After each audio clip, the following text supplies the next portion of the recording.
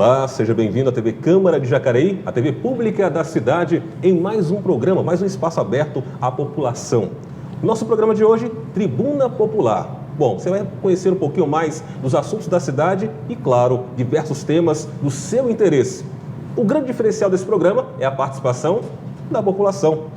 Bom, e para falar com a gente aqui, para conduzir esse programa juntamente comigo, tenho o prazer de receber aqui o jornalista Elton Ribas. Elton, olá, seja bem-vindo ao Tribuna Popular. Tudo bem, Daniel? É um prazer estar aqui, mais uma vez, fazendo um programa ao seu lado aqui na TV Câmara Jacareí.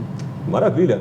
Bom, e como já falei, nós não estamos sozinhos aqui, temos o prazer de receber os alunos de Publicidade e Propaganda, do primeiro semestre de Publicidade e Propaganda da Faculdade Anhanguera da cidade. Sejam bem-vindos.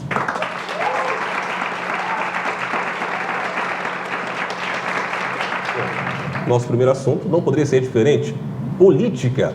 E para falar sobre este tema, temos também o privilégio de receber aqui o presidente do Poder Legislativo aqui da cidade, o vereador Edinho Guedes. Vereador, seja bem-vindo. Obrigado, eu que agradeço a oportunidade. Bem-vindo a todos aqui na nossa casa, a Casa do Povo. E vamos ver o que vai dar. Sempre bacana trocar ideia diretamente com a população. A gente não tem todo esse contato durante a sessão de Câmara. E agora, através desse programa, a gente vai poder mostrar e interagir um pouco mais diretamente. Bom, para começar, o nosso tema é política, né? E quando se fala em política, muita gente pensa assim, não, política é um tema distante, eu não gosto de conversar. Na sua opinião, por que algumas pessoas insistem em falar que política não é um assunto hoje muito bem quisto pela sociedade, por exemplo? Na minha opinião, acho que isso acontece e é natural, eu compreendo isso, porque existe uma diferença, uma confusão de dois termos totalmente diferentes. Existe a política, existe a politicagem, que é a má prática da política. Infelizmente, os meios de comunicação, é até legal falar para um grupo de futuros comunicadores, acaba divulgando apenas o lado negativo, a má prática da política. E as pessoas acabam generalizando, então, que a política é só a política mal praticada, ou mal exercida. E é natural de toda pessoa de bem querer se afastar do que é negativo. Então, eu penso que isso é uma distorção, é uma generalização e é uma confusão entre política e politicagem. E, na verdade, quando a gente entende política como todo ato que uma pessoa tem ao receber a responsabilidade de cuidar de um grupo, ao tomar a decisão para o bem desse grupo, se a gente começar a enxergar a política assim, quando o pai nega para o filho um pedido de um brinquedo muito caro, porque aquilo vai afetar o orçamento, ele está fazendo política doméstica. Quando o professor pede para um grupo da sala ficar quieto e para o resto conseguir compreender, ele está fazendo política pedagógica. Quando um grupo de alunos luta lá na faculdade para melhorar alguma condição, ele está fazendo política acadêmica. Então, política é algo ligado à vida em sociedade. Então, toda vez que um ser humano luta por um grupo ou por o melhor de um grupo, ele está fazendo política. E não necessariamente a política é só a política partidária ou a política pública. Como eu disse, tem vários tipos de política. Então, eu penso que, infelizmente, existe essa distorção e eu acho que esse tipo de programa e abrir, participar, e a democracia nos dá o direito de fazer isso, é uma forma de a gente desmistificar isso e convidar a galera, vem participar, porque a democracia ela só funciona com participação. Não adianta você ter canal de participação para escolher os representantes se a população se negar a participar. Eu até vejo com muito pesar, na minha opinião, um movimento bastante equivocado da questão do voto nulo, né? Porque como é que você quer que a democracia funcione se você vai se omitir a participar? Então, eu vejo que a gente está transitando meio nesse momento e esse também é uma postura muito cômoda, né? Eu quero que as coisas dê certo, mas eu não quero suar a camisa para ajudar a dar certo, eu quero só reclamar. Então, eu não participo e picho quem está querendo participar. Então, é um conjunto de fatores sociais, culturais, de dar menos trabalho, e que eu acho que a gente tem que mudar com comunicação. A gente vive na era da comunicação, então vamos comunicar de forma clara, correta, e política é uma coisa bacana, boa, faz bem para todo mundo, só que tem que ser bem praticado. Bom, a gente vive essa era, o senhor falou bem a questão da comunicação, que é algo que se tornou muito popular hoje, os meios de comunicação, acessível a qualquer pessoa hoje. Como é que o senhor enxerga, por exemplo, essa questão da comunicação aberta? O senhor acha que pode prejudicar, por exemplo, o senso de entender o funcionamento, por exemplo, da política, já que hoje todo mundo tem acesso à comunicação e não se estuda mais, não tem como ver as fontes, de onde vem, já que a informação é uma coisa aberta e que se prolifera muito rápido. Como é que você avalia hoje, por exemplo, esse crescimento da comunicação como algo bom, democrático ou como algo até perigoso? Eu acho que é natural. Da mesma forma que a comunicação aberta pode disseminar com mais rapidez a falsa informação, daí já existem até agências de publicidade especializadas em guerrilhas de rede social, por exemplo, criar mentiras, estruturar isso num post bem feito e tal para enganar as pessoas. Isso nada mais é que o quê? Que o boato eletrônico. Então o boato sempre aconteceu entre as pessoas. Hoje só tem uma ferramenta mais eficiente de fazê-lo. E eu acho que com o tempo as pessoas vão começar a ter senso crítico de identificar, já existe isso. Muita gente antes, por exemplo, usar o exemplo do Facebook, caía mais nos fakes, hoje você já consegue identificar esse é fake, esse não é. Então a própria sociedade humana vai amadurecer essa nova forma de comunicar, mesmo com excesso de informação. Eu acredito que o senso crítico humano vai se adaptar e vai conseguir também diferenciar. É óbvio que nós, enquanto detentores de uma educação melhor, vocês que fazem parte aí de uma minoria da população brasileira que consegue sentar no banco universitário, tem a obrigação de não participar disso ou de participar de forma crítica, no sentido de não disseminar desinformações, ter um posicionamento mais crítico, ter a responsabilidade.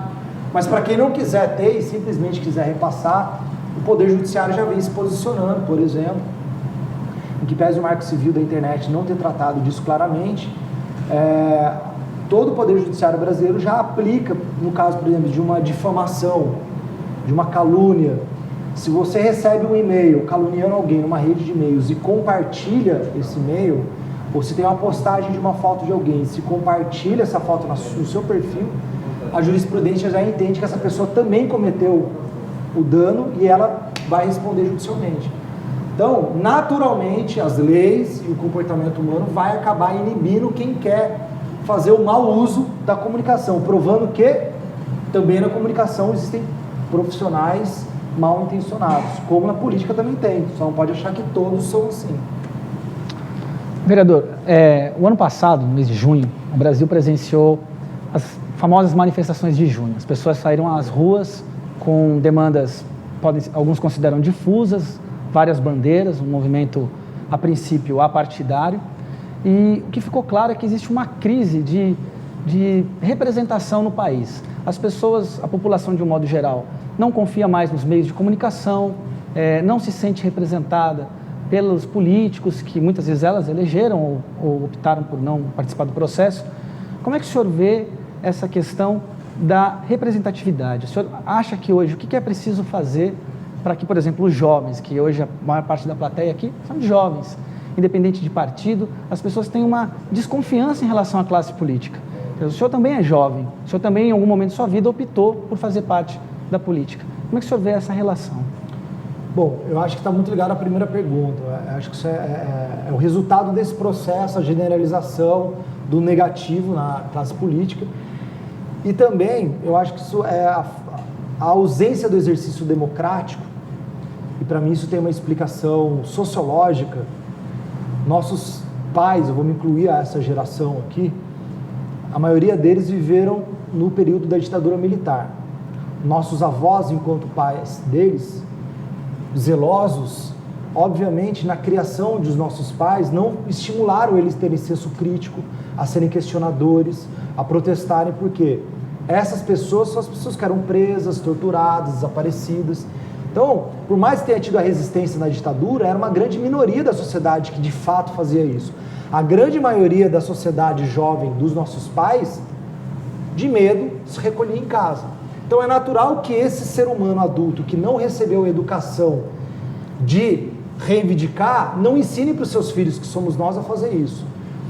O que está acontecendo agora? Está vindo uma nova geração que está entrando zerada na era da informação, com muita informação, mas como não recebeu educação de ter o senso crítico, de embate, de protesto, não está sabendo muito o que fazer com isso.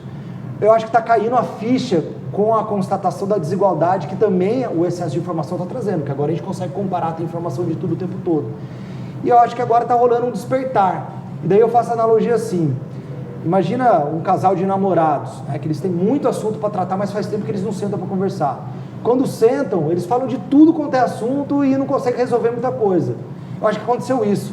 Como fazia muito tempo que a sociedade não tinha esse embate, a última vez tinha sido em 92, do impeachment do Collor, até o movimento que eu participei, cara pintada e tal, na época no SEMI, até porque estudávamos na mesma escola, a gente teve um lapso aí de quase 20 anos de não participação popular em vários acontecimentos. Então, acho que foi importante para até essa geração experimentar o que é ir para a rua, mas agora acho que precisa dar o segundo passo. Acho que essa geração está bem clara, ela sabe o que ela não quer. Ela precisa agora dizer o que ela quer. Porque apenas dizer o que você não quer é um passo para constatar, você enxergar o que te desconforta. Mas agora é preciso fazer um pouco mais de trabalho interno e de crítica social, falar, então, o que eu quero? E escolhendo o que eu quero, quem representa isso que eu quero? Daí sim a escolha na eleição vai ser mais coerente. Eu quero isso e esse candidato representa isso. Então, eu acho que é um processo natural de maturação, mas eu acho que a crise de credibilidade, de representatividade ainda está nessa falta de participação, porque eu não sinto que me representa, mas a gente sabe que a maioria dos votos não são os votos nulos, são os votos praticados por cidadãos. Ou seja, não me representa, mas eu votei nele. Mas como você votou em alguém que não te representa? Como que você está fazendo o exercício desse voto? Está pegando papel no chão na hora de votar? Você está acompanhando esse... Está acompanhando depois que elege? Sabe quem votou na última eleição? Lembra? Então é isso que está sendo colocado em discussão. Ele me representa, mas como é que eu estou escolhendo quem me representa? É também um tema para discutir.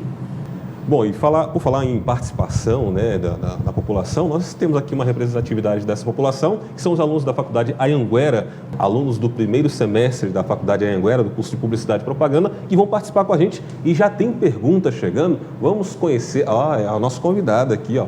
Seja bem-vinda. Olá, tudo bem? Tudo bem? Então, qual que é a sua pergunta? Qual é o seu nome? Meu nome é Ângela e eu gostaria de saber do vereador qual é a opinião dele em relação aos vereadores receberem um salário. Bom, o vereador, ele é um servidor público. E é importante essa pergunta para a gente abrir uma discussão interessante que eu penso que muitas vezes é feita de maneira pobre na sociedade.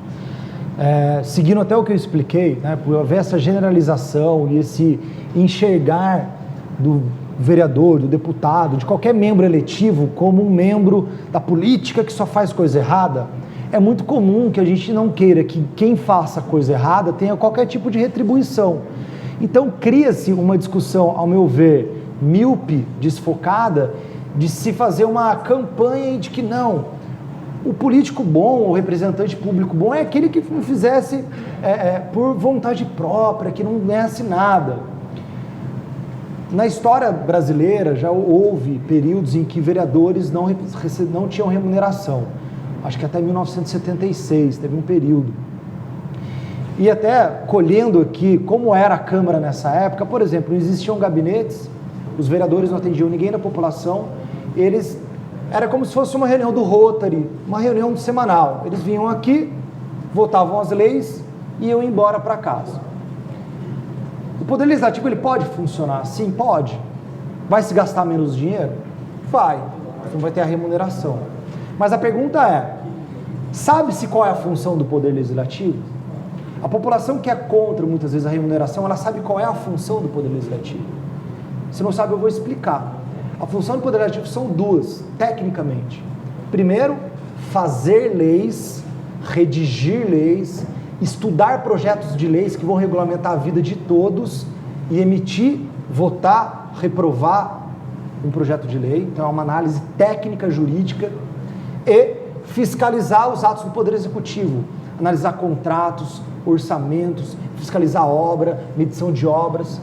Tudo isso, gente, é um cargo técnico, é uma função técnica, que pode ser praticada meia boca por alguém que não receba, porque se ele não recebe, ele vai ter que trabalhar para viver. Então ele vai fazer da representação do Poder Legislativo um hobby, igual a gente faz às vezes, vou lá na igreja uma vez por semana, vou participar do meu grupo de oração, ou algum hobby, eu vou na associação de moradores e tal, beleza. Mas, será que essa função vai ser exercida tecnicamente? Será que o controle, a fiscalização vai ser feito da forma que está lá na Constituição? Obviamente que não. A história comprova isso, que a atuação dos vereadores, o número de processos de denúncia dos vereadores contra a improbidade administrativa do executivo é muito menor nessa época do que agora.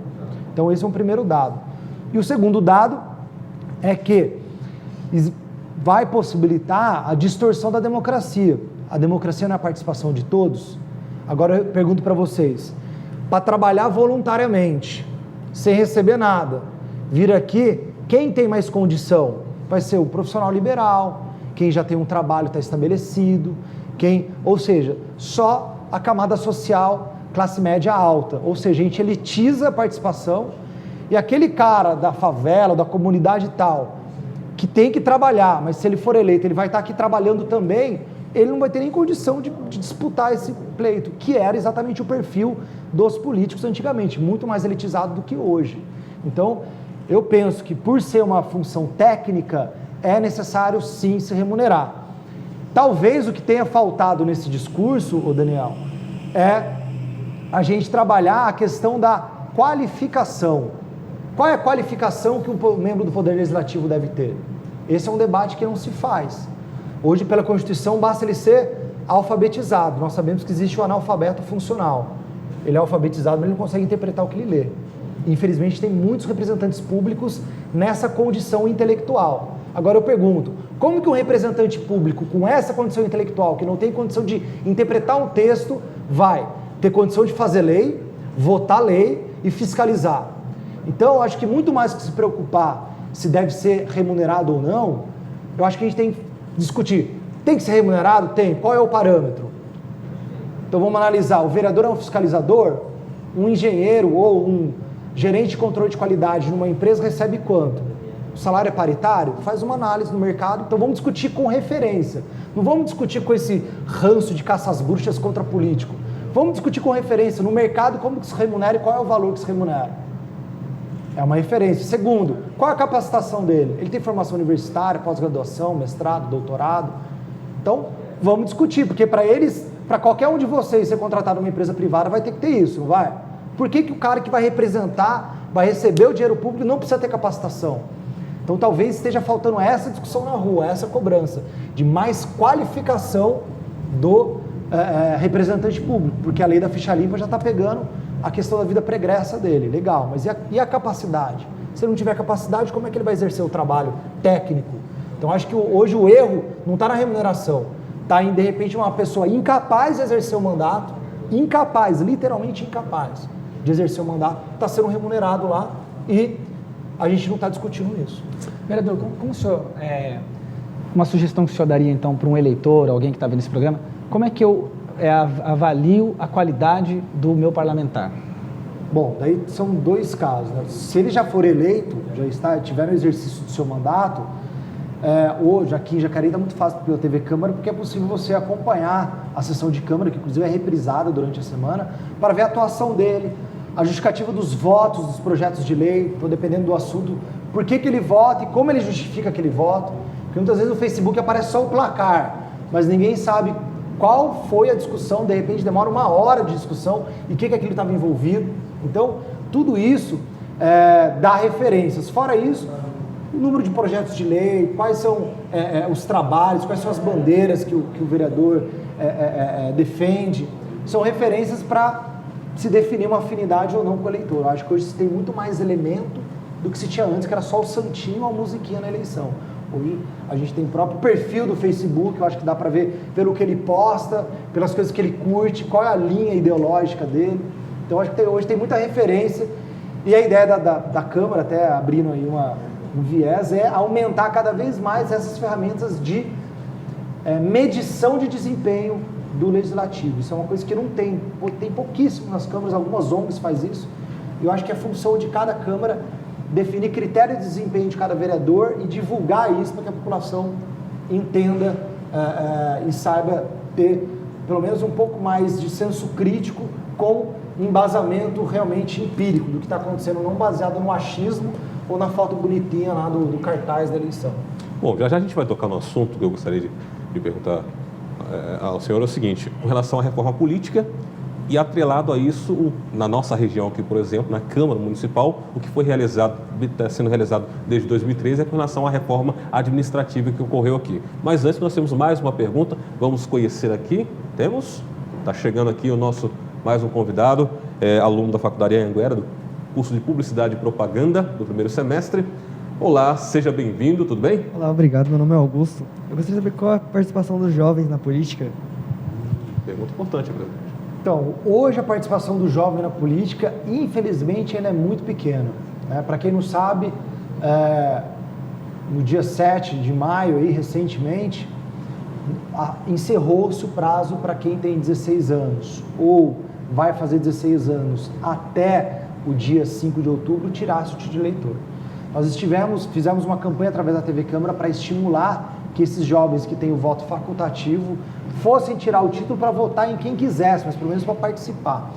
E conversando com o diretor do cartório eleitoral de Jacareí, nós tivemos a informação que o número de jovens no censo aqui do IBGE de Jacareí e o número de jovens que têm título de eleitor retirado é pífio. Para vocês terem uma ideia, eu acho que na margem de 16 a 17 anos são 400 jovens que têm título de eleitor em Jacareí. Então é muito pouco. E isso liga-se de novo àquela informação que eu dei, dessa visão equivocada da política, confundindo com politicagem. Então, eu penso que é um momento de maturação. É natural do jovem negar tudo que é obrigatório, então vou votar obrigatório, não vou votar em protesto e tal, só vou tirar quando for obrigatório. É uma postura também, mas eu acho uma postura pouco eficiente, porque você está se negando de exercer um direito seu de mudar aquela história que você não concorda. Então, eu vejo ainda a participação do jovem bastante tímida e bastante desorientada. Eu acho que não tem outra forma de resolver isso a não ser participando. Votando, se arrependendo que votou naquele cara para votar no outro, porque o processo democrático, ele faz parte do acerto e erro, acerto e erro, acerto e erro, e nós estamos numa democracia muito jovem brasileira. Então, quanto mais participar, mais bate-papo vai ter, mais troca de ideia vai ter, mais a galera vai falar, vai comentar, vou votar nesse cara, o que você acha e tal. Igual a gente discute futebol, igual se discute outros programas de TV aí sem tanta importância, vamos discutir política, vamos. E se não concorda com ninguém, já tem 18 anos, mete a cara, se candidata. Se candidata, vai tentar você, convence seu grupo aí. Quem sabe faz a hora, não espera acontecer. Então, não fica esperando acontecer para culpar alguém, faz você. Eu acho que o jovem precisa desse chacoalhão, mas aos poucos eu vejo esse despertar aí e acredito e tenho muita esperança que isso vai acontecer.